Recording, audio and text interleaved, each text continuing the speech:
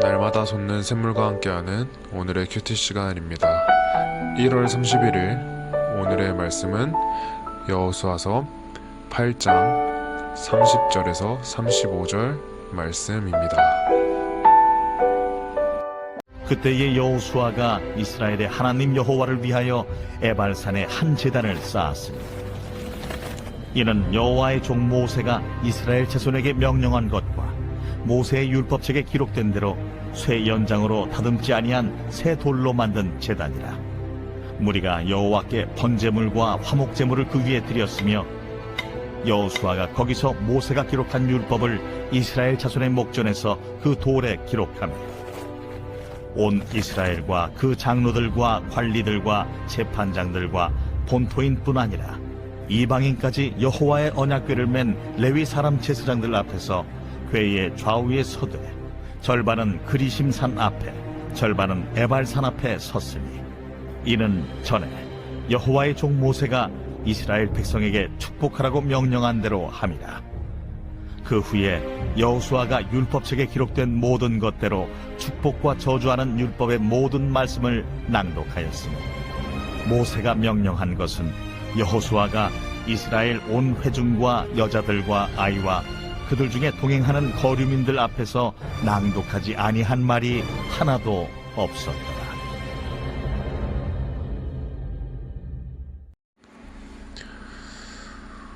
오늘도 살아 역사하시는 하나님을 찬양합니다.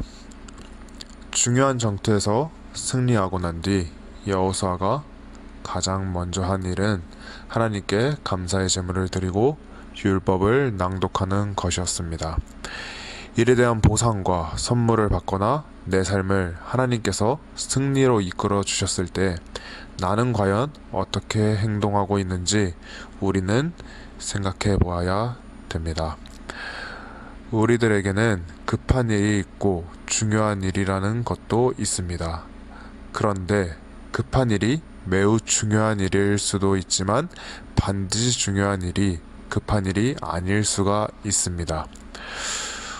오늘 본문 말씀을 보면 이스라엘 백성은 우여곡절 끝에 처음에는 실패했던 아이성을 다시 함락시킬 수 있었습니다. 가나안 땅 점령에 있어 여리고 성과 아이성의 함락이 갖는 그러한 의미는 매우 큽니다. 이스라엘 백성은 가나안 땅에서 첫 번째 전쟁인 여리고 성을 아주 기적적인 방법으로 함락시켰습니다. 이것은 전적으로 하나님이 함께 하심으로 하나님의 군대가 앞서 나가 싸웠다고 밖에는 할 수 없는 전쟁이었고 하나님이 이루어낸 값진 승리였습니다. 그러나 이스라엘은 이를 두고 잘못된 자신감과 교만함에 휩싸여 아이성을 자력으로 점령해 보려고 하다 참패를 당하고 말았습니다. 물론 이 전투에서 이기지 못했던 것은 여리고성에 취한 모든 것은 하나님의 것인데 이를 탐욕하여 취한 아간의 범죄가 있어 하나님이 진노하셨기 때문이기도 합니다. 아간을 처벌한 후에 하나님은 다시 여호수아와 이스라엘에게 기회를 주시고 치밀한 여호수아의 전략에 따라 아이성을 함락시킬 수 있게 됩니다. 오늘 말씀은 바로 이때 일어난 일을 30절 그때라는 표현에서 말해주고 있습니다. 이렇게 하나님과 함께 승리한 분위기라면 계속 진격해 가서 가나안 땅을 점령하는 것이 이것이 중요한 일일 것입니다. 하지만 우리의 생각으로는 이해가지 않는 일이 일어나게 됩니다. 남은 전쟁을 승리로 이끌어야 할 여호수아는 갑자기 전쟁을 멈추고 온 이스라엘 민족을 다 데리고 아이성의 북쪽 끝에 있는 에발산으로 향했다는 겁니다. 여기서 말하는 에발산은 아이성에서 북쪽으로 약 35km 정도 떨어진 세겜과 가까이 있는 산입니다. 이스라엘이 아이성을 함락시키고 전쟁을 멈추고 에발산으로 모두가 이동했다라고 한다면 그곳까지 아마도 2, 3일은 걸어가야 했을 것입니다.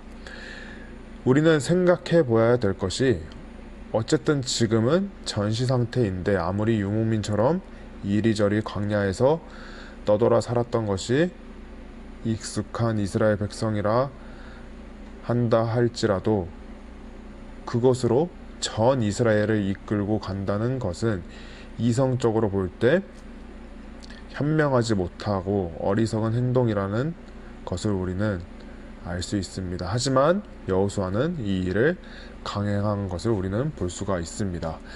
이런 판단에도 불구하고 여호수아가 이스라엘 백성들을 이끌고 에발산으로 간 이유는 단 한 가지입니다. 그 이유는 오늘 본문 30절에서 보듯이 하나님을 위한 제단을 에발산에 쌓기 위함이었던 것입니다. 즉 에발산에서 하나님께 예배드리기 위해서 전쟁 중에 전쟁을 멈춰 그곳으로 이동했다라는 것입니다. 이것이 전쟁에서 승리하는 중요한 일보다 더 급한 일이 되었다는 것을 여호수아는 말하고 있는 것입니다. 아이성을 함락시킨 것에 대해 감사의 예배를 드리기 위함이 아닌 이는 전적으로 여호와 하나님에 의해 모세에게 주어진 그 명령을 기억하고 그것을 이행하기 위함이었습니다. 하나님의 말씀을 기억하고 명령에 순종하기 위함이었다는 것입니다. 에발산과 그리심산은 그 사이에 골짜기 하나를 두고 서로 마주보고 있는 산입니다.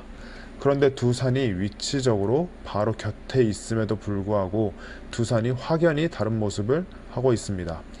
에발산은 히브리어로 하르에발이라고 하는데 에발이란 말의 뜻은 벌거숭이, 민둥산이라는 뜻처럼 그 산은 정말 산 전체가 바위로 이루어진 산이었고 반면에 그리심산은 나무도 자라고 초목이 우거진 푸른 산입니다.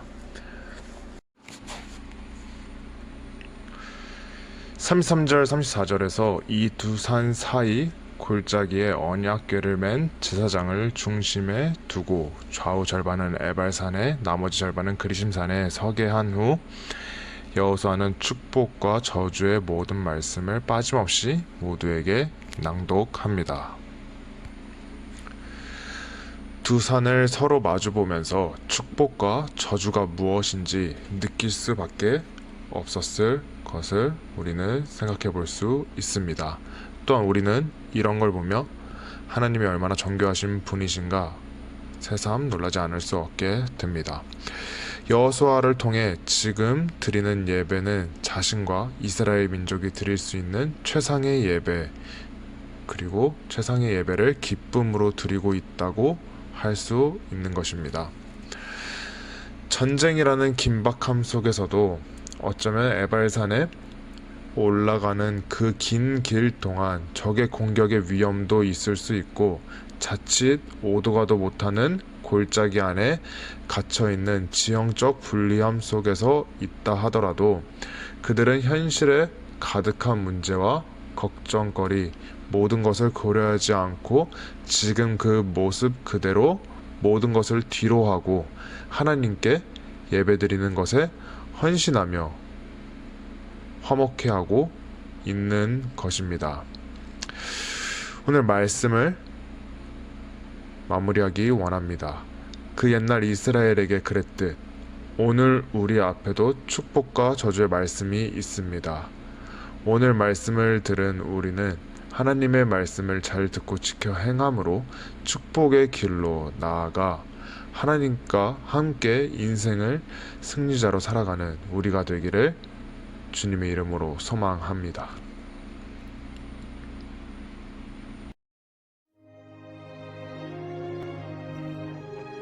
하늘에 계신 우리 아버지, 아버지의 이름을 거룩하게 하시며 아버지의 나라가 오게 하시며 아버지의 뜻이 하늘에서와 같이 땅에서도 이루어지게 하소서.